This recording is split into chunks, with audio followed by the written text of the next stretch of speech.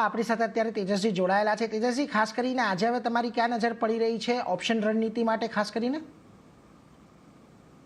સો જેમ કે મેં જણાવ્યું કે નિફ્ટીનું જે સ્ટ્રક્ચર છે રિલેટિવલી થોડું બેટર થઈ રહ્યું છે। 25,000નું એક સાયકોલોજીકલ રેઝિસ્ટન્સ છે। બેંક નિફ્ટી લીડ કરી રહ્યું છે રેલીને, તો લાગે છે ઇવેન્ચ્યુઅલી 25,000નું લેવલ બી સરપાસ થઈ જશે નિફ્ટીમાં। તો આપણે કોલ મારફતે આમાં ઓપોર્ચ્યુનિટી લેશું। જે 25,000નો કાલની એક્સપાયરીનો જે વીકલીનો કોલ છે which is quoting at around 39 level, so 35 અને 40ની વચ્ચે આ કોલમાં એક્યુમ્યુલેશન કરી શકાય with a stop loss below 10। આમાં પહેલો ટાર્ગેટ રહેશે 70નો અને બીજો ટાર્ગેટ રહેશે 100નો। એટલે જુઓ, ખાસ કરીને અહીંયાથી તમારે નિફ્ટીના 25,000નો કોલ પર એક ખરીદદારીની સલાહ। આવતીકાલની જે એક્સપાયરી છે એનો જ કોલ તમારે ખરીદવાનો છે।